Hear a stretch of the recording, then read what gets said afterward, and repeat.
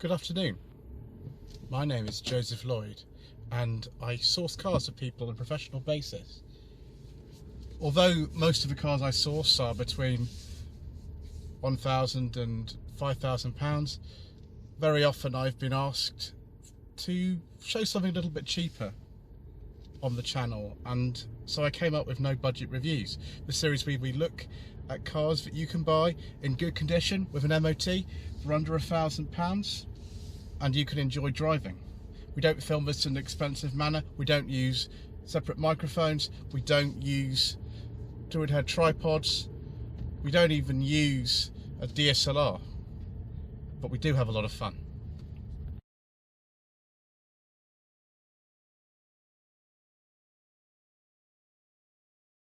Our viewers from a very windy car park here at the Motorist near Leeds in Yorkshire. It wasn't going to be very long, was it, before I got my hands on another 400 series Volvo. This is owned by Richard, who is a channel viewer. He's actually had this for 3 years, and he told me about this car actually before I bought my own one. So it is very much a contrast to mine. It's a 440 rather than a 460, and it's a really late one. It's a 1996. Now, they did sell them until early to mid 1997, but production stopped in September 1996, I believe. We actually got a lot more equipment on these later 440s than a lot of other markets did. You'll notice that one that Ian Seabrook drove in the Netherlands had windy windows in the front and things like that. The earlier 440s did have things like that, but by 1993, when the facelift came, late 1993 for the 1994 model year, they got rid of a lot of the lower spec cars because they wanted really to pitch these cars against something like a Nissan Primera rather than a Nissan Sunny. But I would say this car is far more similar in size to something like a Sunny than a Primera. The 460s in particular were pitched a little bit further up. But I think this late model, now what's really funny about this car is we don't know whether it's an ES or an SI. The ES is like a run-out special edition, but the DVLA paperwork says SI. The original bill itself from March 1996 says SE, so it's an ES. So it could be either an ES, it could be an SI. I think I'm going to call it an ES for the simple reason that on the SIs, that badge there would have said SI, this one does not. So I think I'm more along the lines of the actual dealer paperwork says ES. So very nice colour, lovely kind of late rear end, completely different from the earlier cars. A lovely colour as well, this. Original dealer plates and dealer sticker from Wolverhampton. We've had some aftermarket speakers put in. Don't worry, the original parcel shelf is around. This is a replacement one that has had some speakers put in. Very, very kind of 90s to modify that. The original speakers are still working, but they're not as good as the ones in there. We've actually still got original stereo in there, which I'll show you in a little while. But first of all, look under here. 440s and 460s often go on the boot floor. This one is really good. It's very, very good. It's a low mileage car. Richard's owned this for 3 years. Back in the day, this car was worth £900. It's not now. You can still buy a 440 or 460 for under £1,000, as I've demonstrated myself earlier, even this month. But it won't be like this. Cars like this, 2,500, 3,000 sometimes. It really depends. Some people ask even more, like 5,000 or 6,000 for cars like this. This one is not rusty at all. There were some kind of bits underneath that needed attention, but classic areas, front and rear wheel arches, sills, things like that, not a problem on this car. We could see here we've not just got headlight wiper action, viewers, with this sort of 850 style front end that came on the facelift cars. We've actually got headlamp protectors too, which is incredibly exciting. In fact, the whole thing is very, very exciting. Later door mirrors as well on this, colour coded. So rather a different interior from the earlier cars. We've got electric window switches actually in the correct place, and then we've actually got 5-speed manual in here. You could get a an automatic, you could get either a conventional 4-speed or the CVT at a 1.8. I wouldn't personally go for the CVT at a 1.8. I've not heard good things about them. Some people saying differently from me, but I would just avoid that. Much nicer dash in here, far less prone to rattles, controls that feel higher quality, easier to operate. The dash on the earlier ones is actually perfectly fine to operate. It's all right, but this is even better. Heated seat controls are actually up here now. There's the seatbelt reminder. The place where it says unleaded fuel only here, that I think is an aircon switch actually, from memory. I might be wrong, it might be here, but I think that's the aircon switch from memory on the cars that have it. This car doesn't have a sunroof, it doesn't have air conditioning. A lot of them by then did. Same location for the glove box, which I don't think fit secret mission documents, unfortunately. No passenger airbag. The side protection it talks about, that trims they're missing, but you can see this one here is actually not a side airbag, but just side impact bars. So generally just a much more high quality feeling car, although I've heard that these indicator stalks are a little bit nasty, just like the ones in mine, and this car's got a problem with not self-cancelling a lot of the time, so we'll just have to be aware of that. Front fog lamps as well, with heated rear window, switch feels, ooh, beepy beep. We've got the airbag here. It's a nicer steering wheel than the earlier cars. I still wouldn't call this attractive particularly, but it doesn't really matter, does it? Wow, I thought these mirrors were aftermarket. Well, I've got one like this. I thought mine was aftermarket, but it looks like this is just the way that they are, which is crazy. Nice normal handbrake. The electric window switches would normally have been sort of down there on the earlier ones, where they've been moved to the door, which is so much more sensible. We've got an alarm rest here. Just cloth interior. The GS, the other run-out model that sort of replaced the GLT model, that one would have had a leather interior in it. Generally, this is just a cloth interior, which is just fine. Driving position is quite comfortable. Actually, in some ways, it might be more comfortable than mine. It depends on this one if the seat goes back far enough for me to be able to press my foot there and operate it. But yeah, that's fine. The seats are actually even more comfortable ones in mine, which are comfortable enough. Let's have a look in the back, shall we? Let's go around this side today.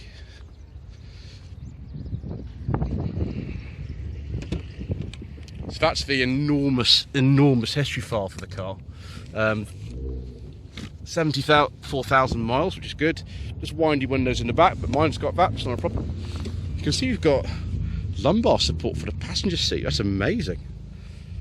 So not the most amount of room in here, but if you compare this to something like an R8 Rover, and these were sold at the same time as the R8 Rover 200s, for example, there is a little bit more space in here than one of those. Headlining is not sagging, which is good. And I think on the S models, you actually even got little bins for children and integrated child seats. We have got a nice armrest there. Obviously, I prefer a leather interior like you could get on the CD models, but you know, this will do nicely, won't it? And yeah, it's all very comfortable. It's excellent visibility in these, absolutely amazing. We've even got this kind of Citroen BX style little sort of window in the C and D pillar there. Wonderful. Right, let's have a look at the engine. Weirdly, the front end of these cars is sort of quite different. Even like the things that hold in the sort of indicator lenses of this, in these cars is different. It's quite interesting. So this is a 1.6 Renault F-Type engine, developing 83 horsepower. Renault never made an engine for themselves of this capacity. When the 440 had to undergo Euro 1 emissions regulations, which is for the 1993 model year, Volvo started to introduce some new engines to make up for the fact that their incredibly confusing lineup of 1.7 engines needed just sort of tweaking a bit to make up for the power losses that would be incurred by having cats on all models and also just tuning them for Euro 1 regulation. So they made the base engine a 1.6 rather than 1.7, upgraded the next engine up to 1.8, and then the next year they introduced a 2 litre in 1993. The turbo stayed the same, although that lost a little bit of power. So these are actually quite reliable engines if you look after them. They do weep a little bit of oil. Oil leaks are really common from the sump. That's just normal. The cam belt does need to be replaced regularly. I think it's every sort of 8 years or maybe 60,000 miles. I'm having mine done at the moment. Volvo 850 style coolant reservoir on this one with the same reservoir cap. And there's the oil filter, very easy to get to. The weep tends to be on the sump on these, and they all do it. You see MOT histories for 440 and 460s, and the vast majority of them do have an advisory for an oil leak. It's actually quite easy to fix that, but a lot of people don't know where it's coming from, and so they don't. But yes, I think it's time to go for a drive view to see how a 440 in incredibly nice condition compares with one which is a little bit ropey in terms of my 460.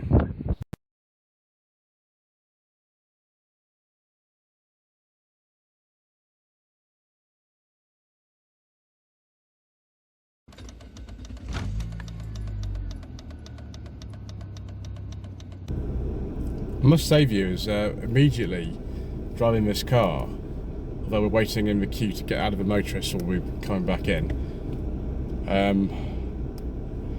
it does feel just a little bit better made than my earlier 460. Just adjusting the ventilation here, which is very good.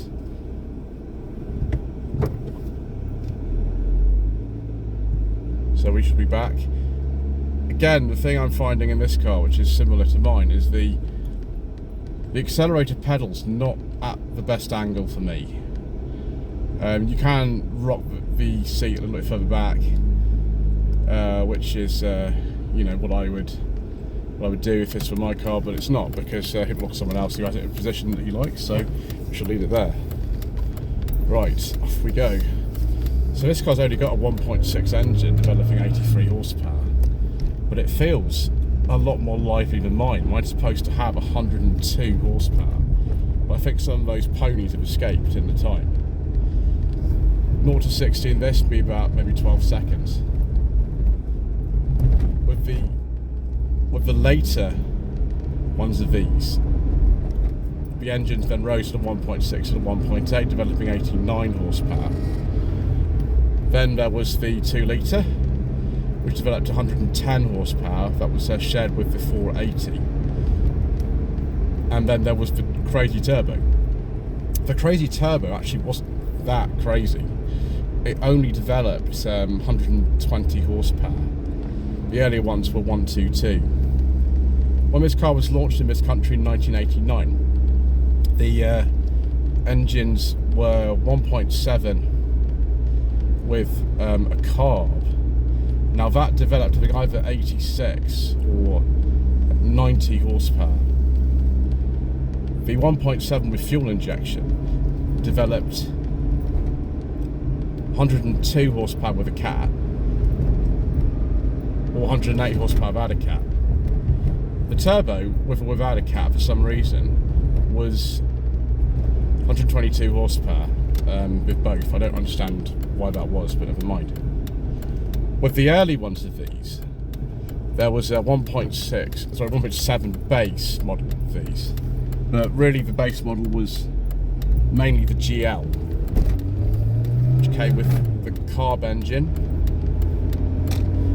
and either the cat or without the cat. Then the GLE, which was the luxury model, which came with the 1.7 with fuel injection, with or without a cat, and then the turbo. By the time that the facelift occurred in 1993, the models considerably changed, especially by sort of mid-94, when they were S, which was not really the base model, but more aimed at the family motorist. We had things like integrated rubbish bins and integrated child seats into the rear seats. the SI, which this is very similar to an SI, this ES model, that was more sort of sporty, but not as sporty as the GLT. GLT was essentially originally just a turbo with the non-turbo engine, so stiffer suspension and alloy wheels and things like that. This ES also, I think, does seem like it has lower suspension from my GLE, and the alloy wheels do make it feel a bit more composed. Now, similar to the car that I've got, this car does need some lower suspension arms and new suspension bushes, and I can feel that it does. It's not too bad, it's not the worst thing in the world, but yeah, you can feel that, although the ride is not quite as soft, but that's understandable.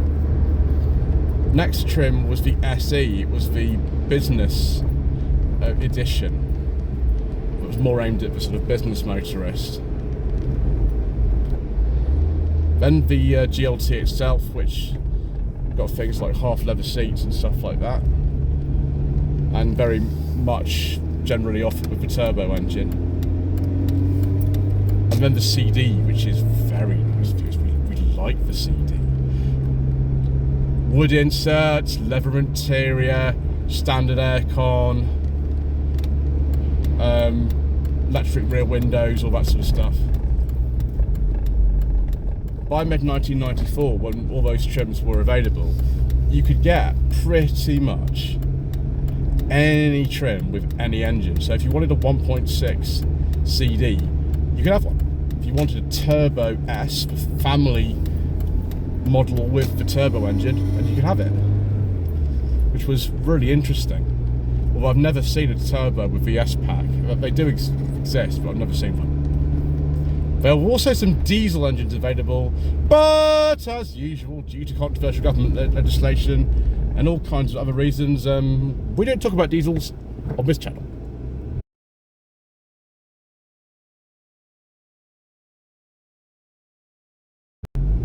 We do talk about is the fact that actually a well-sorted 440 or 460 is pretty nice to drive. The steering in this car feels a lot more direct than it does in mine. The gearbox is quite a long throw. It's quite notchy, but it's absolutely fine. It's not going to put you off driving the car or anything like that. We'll go over some of the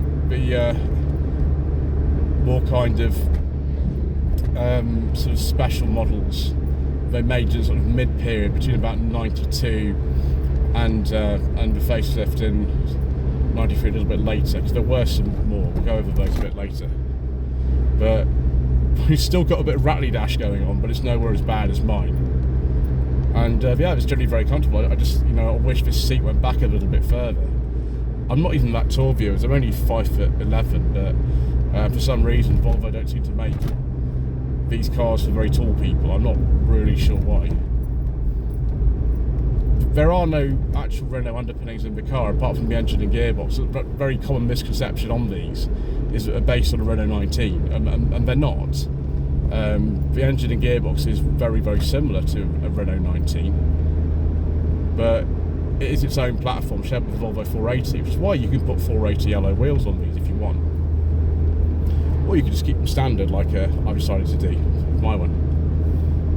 The cars are really, really rare. As I mentioned earlier on in the video, something like this is worth maybe £2,500 now, something like this. If this was a CD or a GLT, it would be even more. So, if you've got one of these, particularly the 460s are even rarer than this. They're not necessarily more desirable, they're just rarer. But I suggest you hold on to it.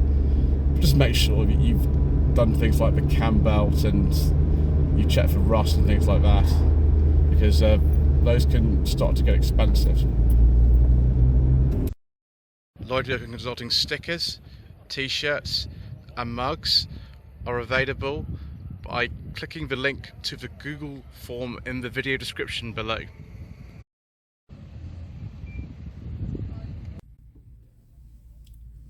So viewers, should you buy a Volvo 440 with your hard-earned budget up to £1,000, Well, they do sometimes come up with an MOT for less than £1,000, but they don't tend to be necessarily in the best condition.